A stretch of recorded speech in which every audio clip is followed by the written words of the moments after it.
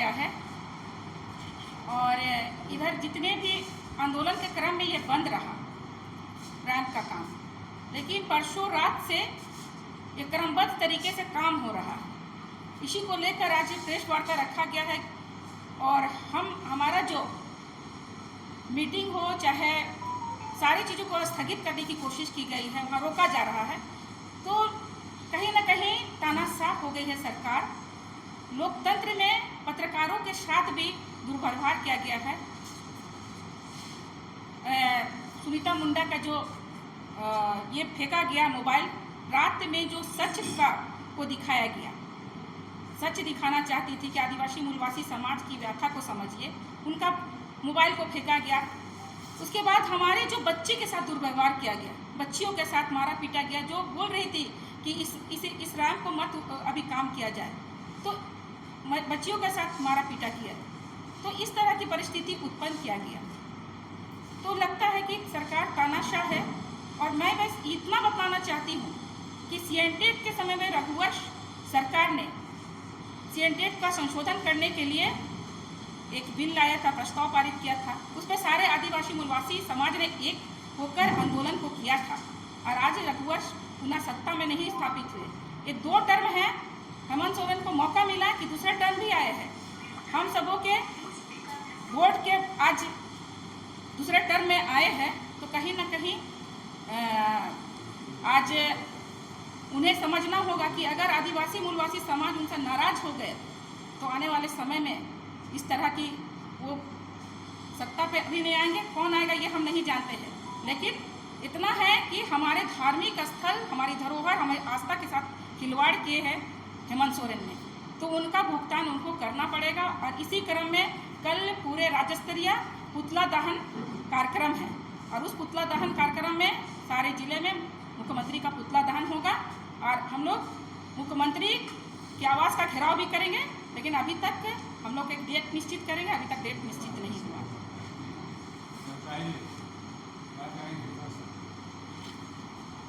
कि आदिवासी विधायक जितने भी 27 विधायक हैं, किसी में हिम्मत नहीं है कि रेम को बचाया जाए, आदिवासियों के धर्म और संस्कृति को बचाया जाए। सिर्फ इन लोग राजनीति करते हैं और सरुल कर्मा में ड्रेस पहन के आएंगे, डुप्लीकेट गाना बजाएंगे, डुप्लीकेट ढोल मादर बजाएंगे। तो हम यही कहना चाहते हैं कि रेम के मसले पर उन लोग सोच रहा है कि कोई मुद्दा नहीं है, लेकिन मुद्दा है, धर्म का सवाल है।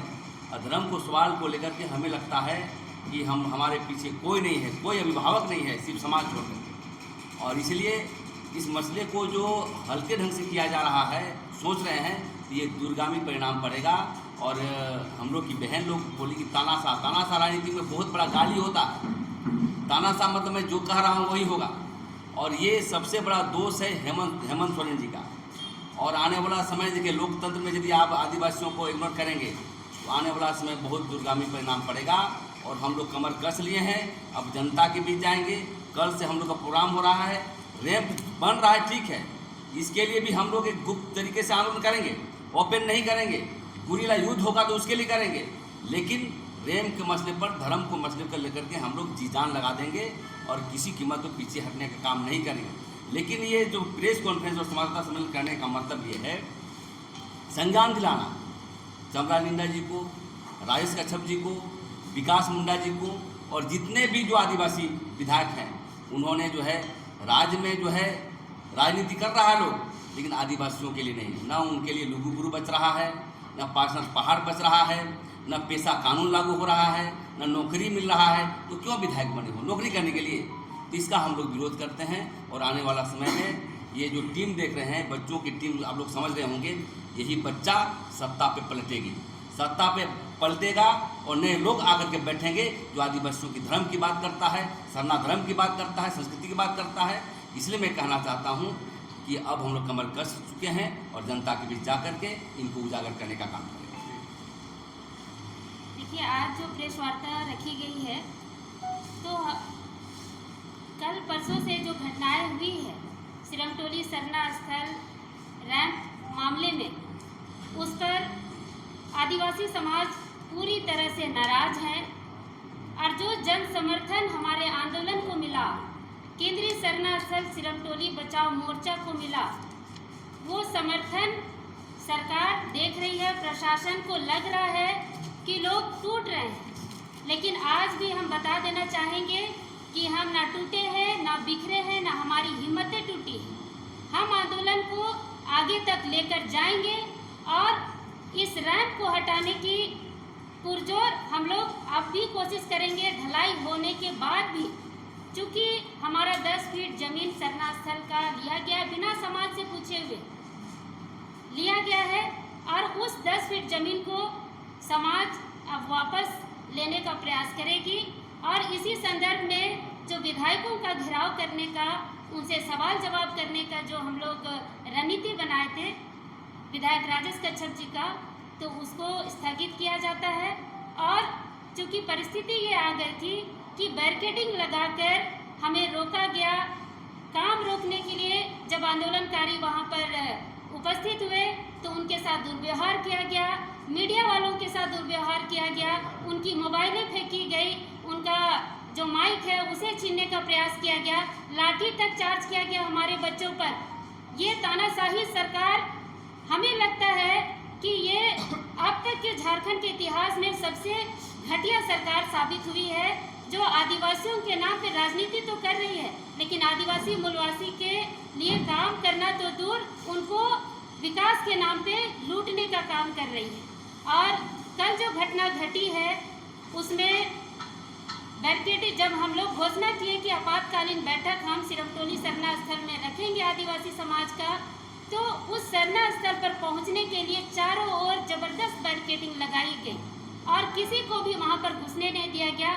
इतना तक कि जो मीडिया हाउस, जो आदिवासी समाज के, झारखंडी समाज को आवाज़ बनने का काम करती है, उस मीडिया को भी प्रशासन के द्वारा वहां से निकाला गया। इतना ही नहीं, आदिवासी समाज को भी, जितने भी हमारे मोर्चा के लोग वहां पर उपस्थित हुए, उनको भी प्रशासन के द्वारा वहां से हटाने का पुरजोर प्रयास किया गया।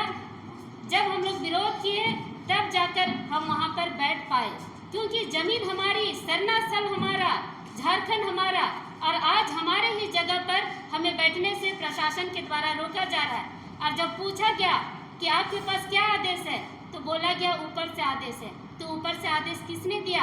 मुख्यमंत्री हेमंत सोरेन ने दिया, पिंटू सिंह ने दिया, या फिर विनोद पांडे जी ने दिया, या जेएमएम के लोगों ने दिया, या कांग्रेस के लोगों ने दिया? हम सवाल करते हैं। और इसी संदर्भ पे लोग बहुत आक्रोशित हैं, और आक्रोशित होते हुए कल हम लोग पूरे राज्य में, राज्य के प्रत्येक जिले में हम लोग मुख्यमंत्री का पुतला दहन करेंगे, हेमंत सोरेन जी का। और अब ये मामला राज्य स्तरीय का मामला बनेगा और हम लोग इसको छोड़ने नहीं जा रहे हैं। सीएनटी के आंदोलन के तहत बीजेपी सरकार से गई थी, अब इस रैंप के मुद्दे से हमें लगता है कि हेमंत सोरेन सरकार को हम लोग उखाड़ फेंकने का काम करेंगे, क्योंकि पिछले 5 साल में भी उन्होंने कुछ काम नहीं किया, और अभी भी हम लोग देख रहे हैं कि लगातार आदिवासियों पर अत्याचार और शोषण किया जा रहा है। आप देखिए, एचईसी में, एचईसी हम लोगों ने दिया है वो जमीन, और एचईसी प्रबंधन अभी हमारे ही आदिवासी मूलवासियों को वहाँ से हटाने का काम कर रही है।